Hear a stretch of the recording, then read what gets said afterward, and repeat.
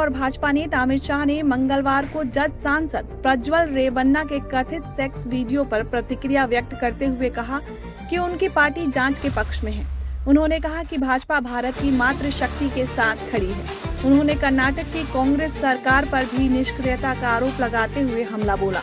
BJP का रुख स्पष्ट है कि हम देश की मातृशक्ति यानी महिला शक्ति के साथ खड़े हैं। मैं कांग्रेस से पूछना चाहता हूं कि किसकी सरकार है? सरकार कांग्रेस पार्टी की है। उन्होंने अब तक कोई कार्रवाई क्यों नहीं की? अमित शाह ने कहा कि उन्होंने कहा हमें इस पर कार्रवाई नहीं करनी है क्योंकि यह राज्य की कानून व्यवस्था का मुद्दा है। राज्य सरकार को इस पर कार्रवाई करनी है। हम जांच के पक्ष में हैं और हमारे सहयोगी जज ने भी इसके खिलाफ कार्रवाई करने की घोषणा की है। आज उनकी कोर कमेटी की बैठक है और कदम उठाए जाएंगे। कोविड वैक्सीन और इसके दुर्लभ साइड इफेक्ट्स को लेकर के एक बड़ा अपडेट सामने आया है, जिस पर कई स्वास्थ्य विशेषज्ञ सवाल उठा रहे हैं। द टेलीग्राफ की रिपोर्ट के अनुसार ब्रिटिश स्वीडिश बहुराष्ट्रीय दवा और जैव प्रौद्योगिकी कंपनी एस्ट्राजेनेका ने अदालती कागजात में स्वीकार किया कि उनकी कोविड वैक्सीन कोविशील्ड दुर्लभ दुष्प्रभाव पैदा कर सकती है। कोविशील्ड को एस्ट्राजेनेका द्वारा विकसित किया गया था और सीरम इंस्टीट्यूट ऑफ इंडिया द्वारा निर्मित किया गया था। वर्तमान में एस्ट्राजेनेका को यूके में एक वर्ग कार्रवाई मुकदमे का सामना करना पड़ा इस दावे के कारण कि उसके टीके से मौतें हुई हैं। एस्ट्राजेनेका के खिलाफ 51 मामले दर्ज किए गए हैं। एक अदालती कागजात में एस्ट्राजेनेका ने स्वीकार किया कि कोविशील्ड बहुत दुर्लभ मामलों में टीटीएस का कारण बन सकता है। टीटीएस का मतलब थ्रोम्बोसाइटोपेनिया सिंड्रोम के साथ थ्रोम्बिसिस है। केंद्रीय मंत्री अमित शाह ने तेलंगाना की कांग्रेस सरकार पर उन अश्लील क्लिपों पर कोई कार्रवाई नहीं करने का आरोप लगाया है, जिनमें कथित तौर पे पूर्व प्रधानमंत्री एचडी देवेगौड़ा के पोते और एनडीए उम्मीदवार प्रज्वल रेवन्ना को कई महिलाओं का यौन उत्पीड़न करते दिखाया गया है। आज सुबह पत्रकारों से बात करते हुए श्री शाह ने कहा कि इस मुद्दे पर भाजपा का रुख स्पष्ट है कि वह मातृशक्ति के साथ है। भाजपा का रुख स्पष्ट है, हम देश की मातृशक्ति के साथ खड़े हैं। मैं कांग्रेस से पूछना चाहता हूं कि सरकार किसकी है? सरकार कांग्रेस पार्टी की है। उन्होंने अब तक कोई कार्रवाई क्यों नहीं की? हमारे पास नहीं है इस पर कार्रवाई करने के लिए, क्योंकि यह राज्य की कानून व्यवस्था का मुद्दा है। राज्य सरकार को इस पर कार्रवाई करनी होगी। प्रधानमंत्री नरेंद्र मोदी ने सोमवार को दावा किया कि उन्होंने 2019 बालाकोट हवाई हमले के बारे में दुनिया को बताने से पहले पाकिस्तान को सूचित किया था। कर्नाटक के बागलकोट में एक चुनावी रैली में बोलते हुए उन्होंने कहा कि मोदी पीछे से हमला करने में विश्वास नहीं रखते और खुलकर सामने से खड़े होकर लड़ते हैं। प्रधानमंत्री ने कहा कि मैंने सेनाओं से मीडिया को फोन करके जानकारी देने को कहा था, लेकिन मैंने पहले कहा था कि मैं पाकिस्तान को फोन के जरिए रात में हवाई हमले और उससे हुई तबाही की जानकारी दूंगा, लेकिन पाकिस्तान के लोग फोन पर नहीं आए।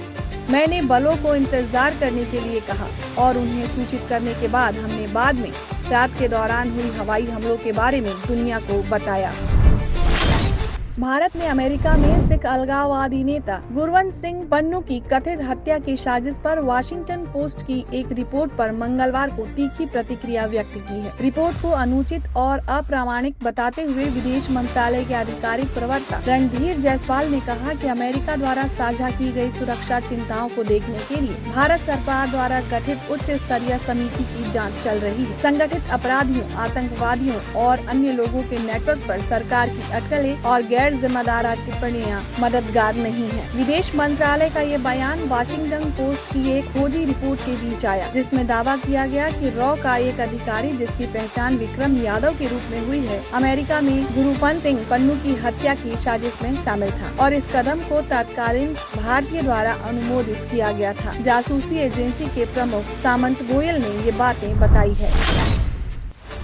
केंद्रीय गृह मंत्री अमित शाह के एक फर्जी वीडियो के मामले में सोमवार को असम कांग्रेस के वार रूम समन्वयक रीतम सिंह को गिरफ्तार किया गया था। एक्स को संबोधित करते हुए असम के मुख्यमंत्री हेमंत बिश्व शर्मा ने सिंह की गिरफ्तारी के बारे में जानकारी देते हुए लिखा कि असम पुलिस ने माननीय गृह मंत्री श्री अमित शाह से जुड़े फर्जी वीडियो के संबंध में श्री रितोम सिंह नाम के व्यक्ति को गिरफ्तार किया है। वॉइस ऑफ आसाम नाम का एक एक्स अकाउंट सबसे पहले सिंह की गिरफ्तारी की रिपोर्ट करने वाला था।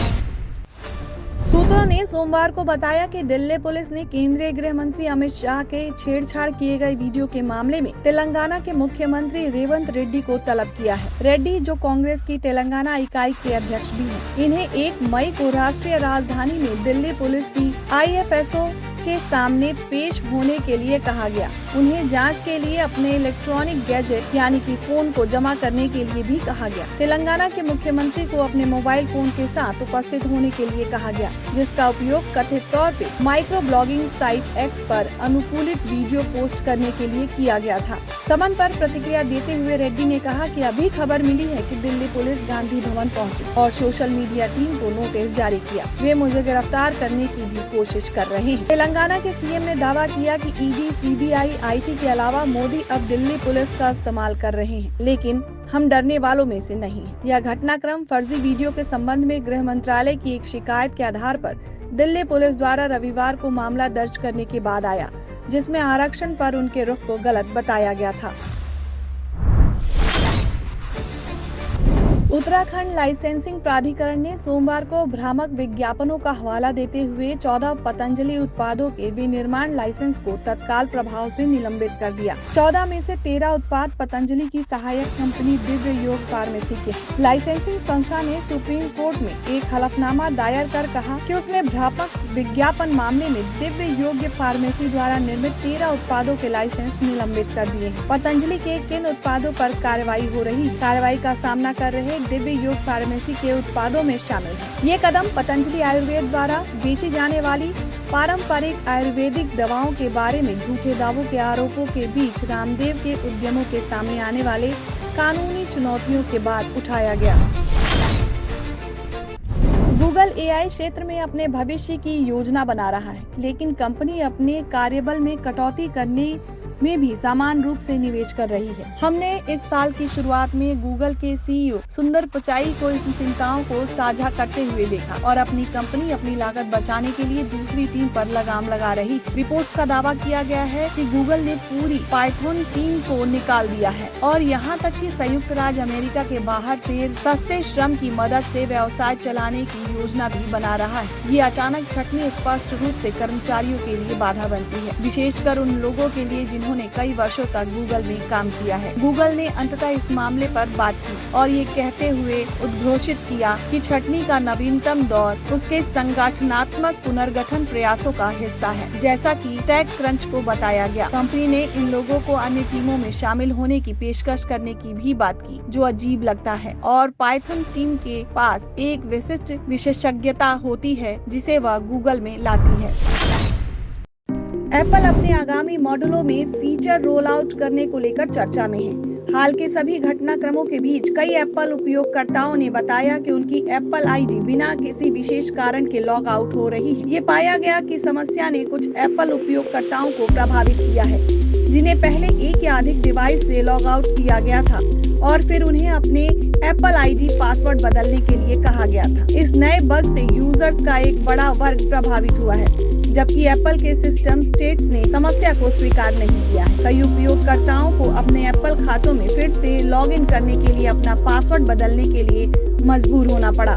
9 to 5 मैक की एक रिपोर्ट के अनुसार कुछ एप्पल उपयोगकर्ताओं ने शिकायत की कि उनके मैक, आईफोन, आईपैड और अन्य एप्पल डिवाइस पर उनकी एप्पल ID अचानक लॉग आउट हो गई है। जब उपयोगकर्ताओं ने वापस साइन इन करने का प्रयास किया तो उन्हें एक त्रुटि संदेश दिया गया, जिसमें उनकी पहुंच को रोक दिया।